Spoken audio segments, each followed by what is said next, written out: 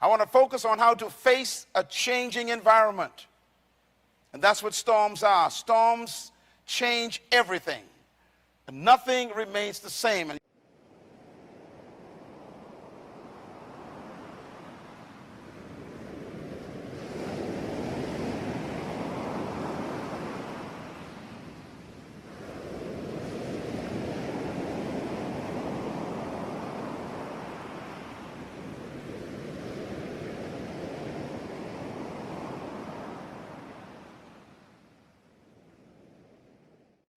10 keys to rising above the storm. You want to write these down and keep them in the front of your house, your refrigerator, and your workplace. This is what I use to make it through my storms. Number one, believe you are built for storms.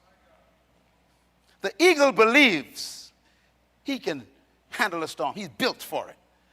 Number two, know that storms are natural. Stop being shocked that things are tough. Can I say it again? Stop being shocked that things are tough. Stop being shocked that you lost your job. Stop being shocked that the business is going through a tough time. Why? Storms are natural. Number three, you must understand the nature of storms. That's why I'm teaching it tonight. Number four, do not curse the storm. You can spend your whole year getting mad at something that happened. And so you waste all your energy on madness instead of using your energy on progress. Don't curse the storm. Understand it and use it. Number five, use the storm to test your true self. Number six, let the storms expand the limits of your potential. Number seven, use the storm to rest and test your faith in God. You know why God will strip you? So you can trust him. God will bring you to everything zero. You know, Job's story is a good job. Satan said to God, let me take everything from Job and he'll curse you. God said, okay, go ahead and try. I know my servant Job.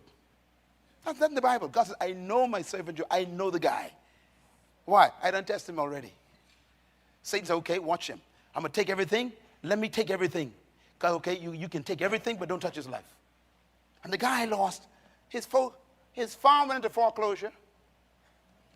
All the children died. His body was struck with boils and sickness and disease. All the cattle died. All that he had was gone. And his wife was mad at him.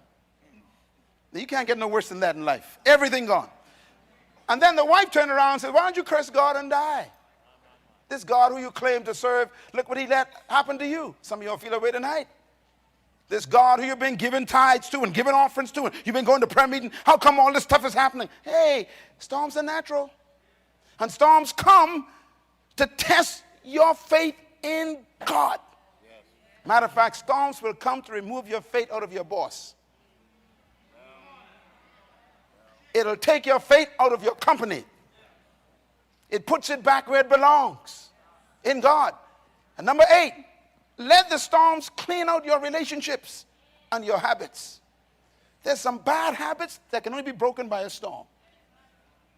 Well, I ain't smoking no more. Why? The doctor say I got, lung cancer. You was trying to stop smoking for 20 years. And one announcement from a doctor, you stop overnight. Bam, finish. The storm will break a habit. Don't curse the storm. And number 10, see the storm as a messenger from God to bring glory to himself. How can that be? Here's a verse that I always live by. So if you think you are standing firm, be careful that you don't fall. No temptation or storm has seized you except that which is what? Common to all men.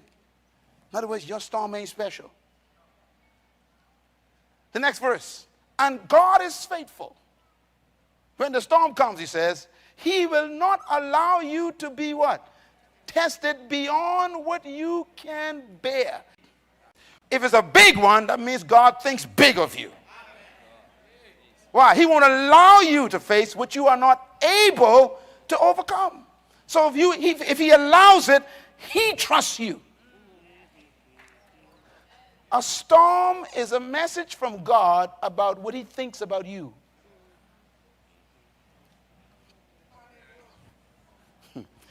If you got a broke toe and you think that's a big deal, then God thinks you can handle a broke toe. But if you lost your leg, God said that you can handle leg loss. And if you lost your house, God said you can handle a lost house. Why? I got another one coming bigger than that. In other words, every storm that comes is God saying to you, go girl, you can handle this.